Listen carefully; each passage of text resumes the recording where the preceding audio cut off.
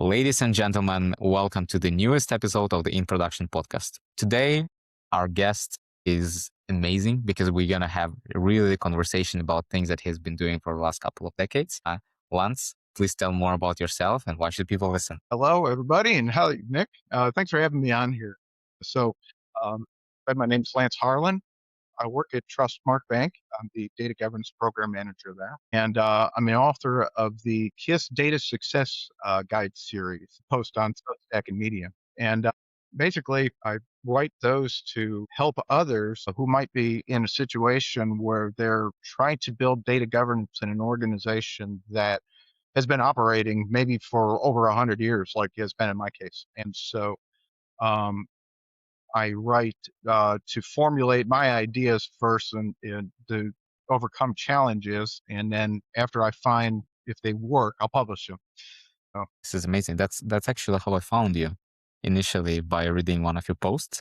And I think there's going to be a ton of value for the viewers and listeners for this podcast that we're going to unpack in terms of how are you thinking about the governance. Because in reality, there's two types of governance that is being drawn by the committee, and everybody thinks that the standard, how everybody works. But the real way that humans are operating on their day-to-day, on their afternoon, on Thursday, like we are doing today, may be different. So what's the gap? How are you seeing this gap being originated between what company thinks that people should be doing and how people are actually doing the work? What's the gap in most of the works? yes. So there is a gap. So I think the biggest gap in general is between paper-based expectations and real-life results. A lot of times, unfortunately, with programs, not just data governance, but with programs in general and organizations, they're built in a vacuum. A little example of that was today I had a meeting with one of our line of businesses, and they started talking about the data governance they're developing. And it's kind of like, what do you mean you're developing? We've got data governance. So just kind of working through that. Another thing you'll see is that a lot of times programs, in this case, data governance programs, are focused on Band-Aid fixes instead of focused on outcomes. And they also don't support, a lot of times leadership doesn't support the need for effective change. So, governance isn't real until someone does what they're under pressure and on a deadline. And you want to work towards opening up those communication channels. You need to create championships, both top down and laterally. And you need to deep dive into root cause issues. And is this true that most of the governance programs are overcomplicated? They're bloated. And that's like one of the reasons why you chose simplicity, because that's the essence of the KISS framework, to be the main lighthouse that guides like basically any kind of decisions that you're making around governance. You should run them through the KISS framework, correct? Yes. Well, KISS isn't a framework. So let me correct that. It's a mindset is what KISS is. So, a lot of times programs are, like you just said, they're overly complex, or they're too rigid, or they're aligned to problems themselves and not the outcomes. And that's why I started formulating and writing KISS, which stands for Keep It Stupidly Simple. In my case, but as a mentality. So I could keep in my head what kind of challenges, or how can I simply overcome challenges? Your program, your data governance program, right off the bat, if it's not easy to understand, easy to explain, and easy to teach, it's not going to be adopted. It's very interesting because like you're the first person that I'm not an expert in governance. I have not been very deep in that topic, but to me, you're this beacon that translates clarity about this topic. And when I was preparing for the podcast and I was going through your LinkedIn profile, I noticed something very interesting. Like you're not the typical person that has been doing governance for like the last 50 years. You've been, in sysadmin, that you went into IT project management, and then you jumped into the governance office. So to me, like everything that you tell is even more valuable because it tells me that you learned this yourself, and then all of these truths you had to go and do them in practice, and then you are only coming in here and you're sharing things that you had to learn, that you articulated yourself, that you tested in practice, and now you're so confident talking about them. But there is a totally different issue.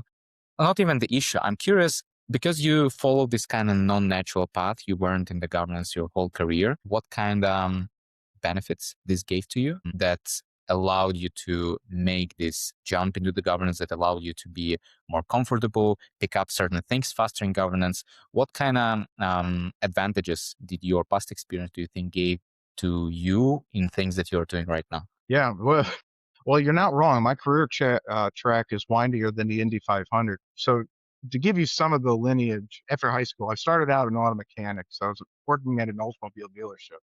Mm-hmm. And then I joined the Marine Corps and I was in military operations. And from there, after I finished college, I went into defense contracting. And then I rolled into IT infrastructure and started developing data centers with trying my own hand at entrepreneuring. Mm-hmm. And then I got blessed with the opportunity at Trustmark and was working as a systems administrator there. Then that went into project management. And now I'm in strategy and governance. Mm-hmm. So how I think those gave me a unique perspective into this, and what really helped solidify using a KISS mindset was that for every single job, I had to use data.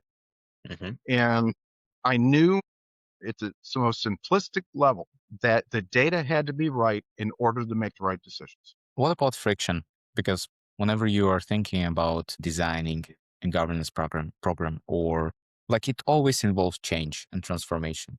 And changing something, I know there is a military principle that if it's not broken, do not touch it. But sometimes in the business context, you have to touch it because you foresee that it's not broken now, but it's going to be broken tomorrow because of this amount of pace and changes that are happening in business and the industry, which creates friction. I'm curious, what is your advice to people listening here?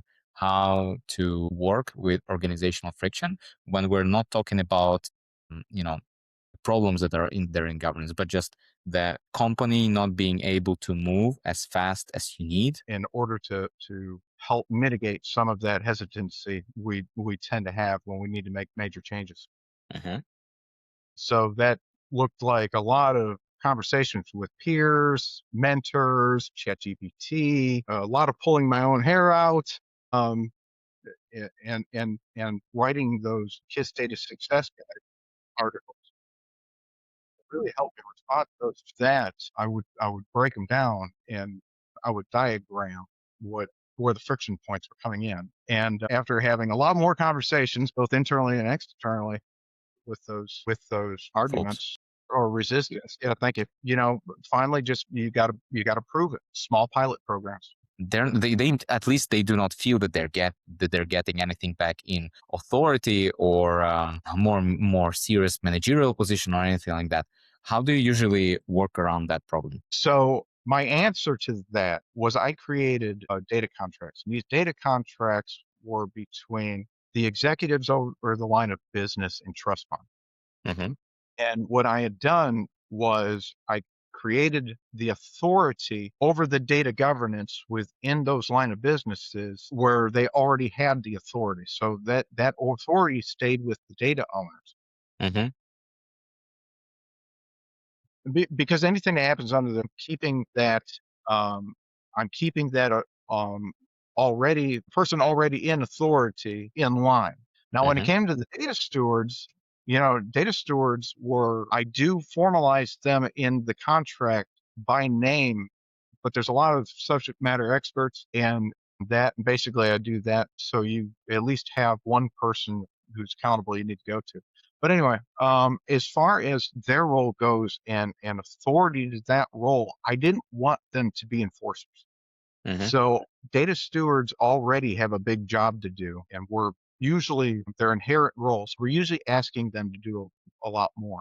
Yeah. And that's why a lot of data governance needs to be built within the processes. Doesn't need to be built outside.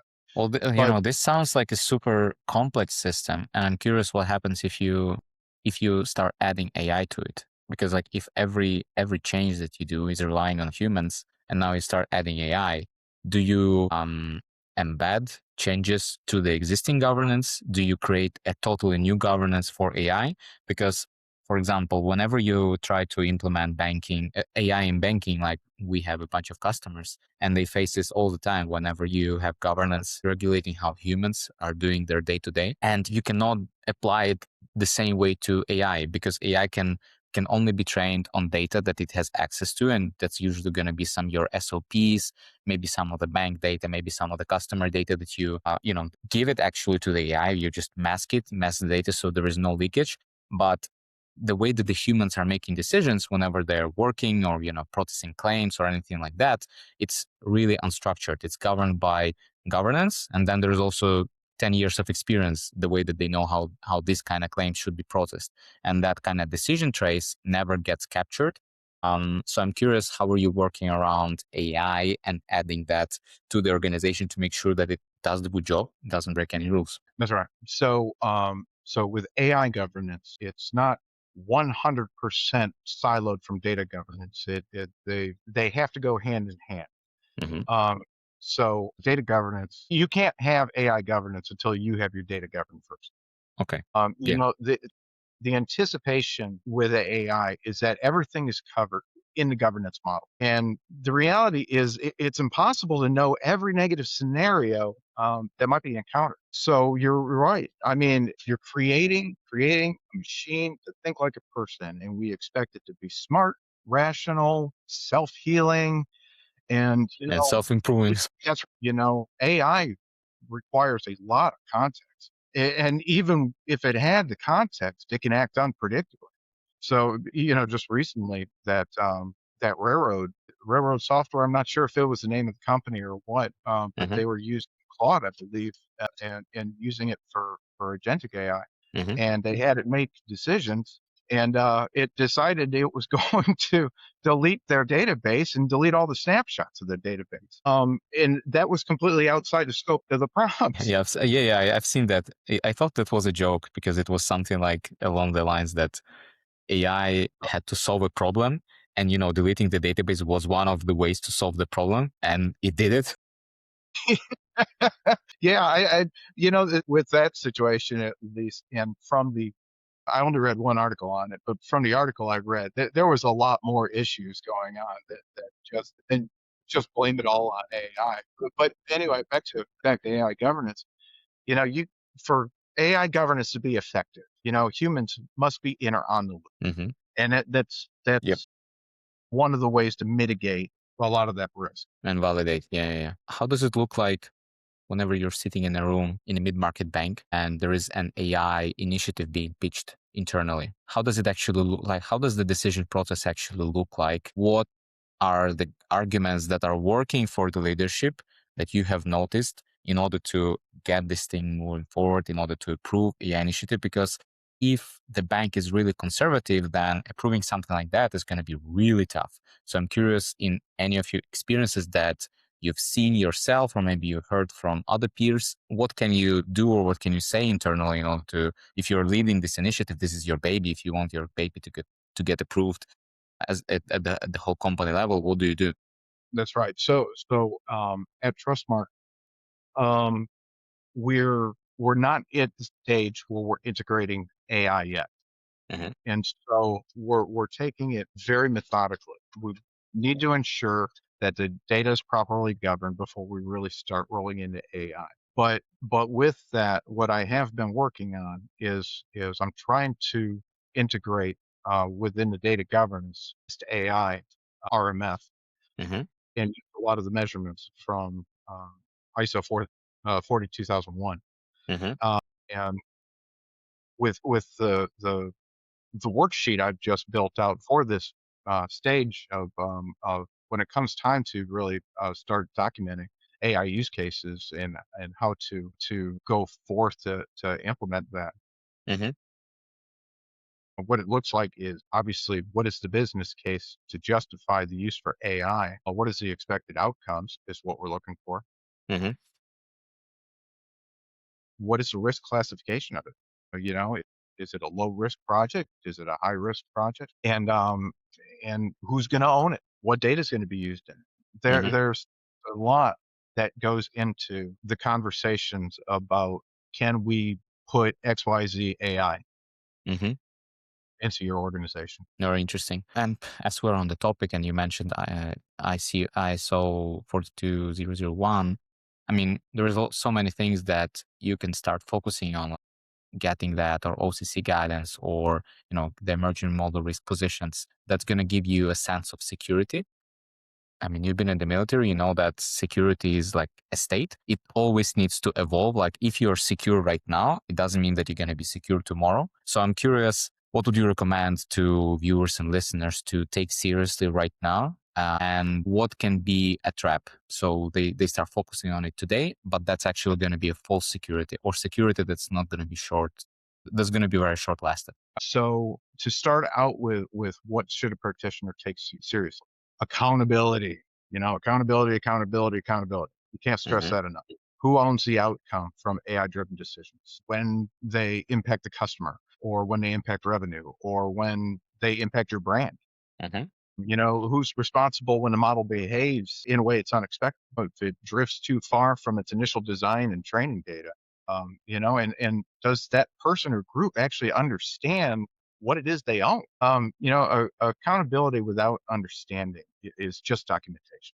Hmm. That's all. And on the flip side of that, for what you need to make sure you don't get that false sense of security from, is it's equating to thinking that just because you have compliance, it equals effectiveness. The frameworks that we use, they're good for having controls, they're good for defining roles, good for documented processes and validating models, Hmm. but they don't tell you if it works in the real world in your environment. And so with something like ISO 42001, you can check every box and make Yeah. sure your model is perfectly aligned and you're within regulatory guidance, but still have an AI system that's making decisions that no Hmm. one can fully explain why. Yeah. AI governance doesn't fail in a framework; it fails in execution. Hmm. The question shouldn't be, did we implement the framework? It should be, when the unexpected happens, does the organization know how to respond and who owns it? Interesting. Would this What would be your advice to a person that leads transformation, AI transformation development in a mid-market bank in US, and they're being asked to greenlight an AI use case, but the caveat here is that the governance foundation is very solid in that company. What would be like the most honest thing that you would tell to this person that leads this transformation about the risk that they're about to take on themselves? I know that there can be multiple, like there is different ways to implement AI. It can be customer facing, it can be only internal facing, it can be this, it can be that. But if you can generalize this experience of pre-AI enabled company and post-AI enabled company, there are two different states of the same company. Can you explain the risk that this bank is taking on themselves, even if they have a good governance or a bad governance? Probably the first thing I would say is that you're not just greenlighting an AI use case. You're Hmm. greenlighting decisions being made on data that you may not fully understand or control yet. Hmm. You need to know what data is being used. You need to know, is that data under governance yet? I'm talking about, uh, obviously talking about organizations that don't have 100% together yet. But how does the quality of that data compare to the use case? And so you can have inconsistent data quality, unclear ownership, lack of governance, and AI. AI is going to scale that, but it doesn't mean you stop everything. It just means Hmm. that you're honest about the trade-off, the visibility, the human in or on the loop at certain points, Hmm. and you need to have clear accountability for the outcome. And just because you're implementing AI to make decisions, um, you lose the right to say we didn't know. And because the moment when the audit comes to you, you have to explain every decision that AI has made, and it's like a requirement. You cannot just wing it at that point. So fast forward 5 years from now. There's going to be that's made it with AI. Like they embraced AI, and although it was not easy, now the AI is part of their day-to-day operations, and it was successful integration. And there's going to be banks that tried or didn't even try, and now they are just slowly living without AI. What do you think is the main difference between how those that in 5 years are successful with AI are different from those that are not successful? Because they're all kind of in the same box at the moment, just doing different things. What do you think is a differentiator where value or like this transformational change is created, that some organizations are going to make it and some are not going to make it? Yeah. Well, the banks that got AI right will have mastered and implemented real data governance. Hmm. They're going to have solid documentation. They're going to be consistent in their communications amongst their data owners, data stewards, and the organization as a whole. Hmm. They're going to know who's accountable for decisions made with it, Hmm. and you'll see that responsibility show up every day. Counterintuitive to what everyone else will say, AI doesn't run on technology; it runs on decisions, Hmm. and those decisions require ownership. Banks that get this wrong are still going to be arguing over whose data is it, should they trust it, Hmm. who do they need on deck when things go sideways. You just need to do it right from the get go. Uh, uh, um, and means you're going to move faster, and not because they took less risk, because they actually understood and managed. So if there's one difference, it's this: they didn't start with AI. Those banks, they started with ownership and accountability and the data that drives, or for the data that drives. Very interesting. If I sum up what you said, the way that I understood this is the banks that do not make it in 5 years, they are still going to be trying to outsource responsibility within the organization. And the banks that will win are those that are going to be operating within clarity. The ones that are going to be guidelines, there's not going to be any no's and buts. Everybody's going to know exactly who's responsible for what. And that kind of clarity will create the environment where you can use AI efficiently without second thoughts and faster. Yeah, no, that's exactly right. Well, this is amazing. I wish that everybody that listens to this, if they find themselves dealing with this kind and thinking about this kind of issues, that this podcast has nurtured a couple of very good and positive thoughts for you. I would highly advise to read more on what Lance wrote about KISS, about keeping it stupidly simple. That's amazing to have you here on the episode and listen everything that you have to share with us and with the audience live. Thank you so much for coming. Okay.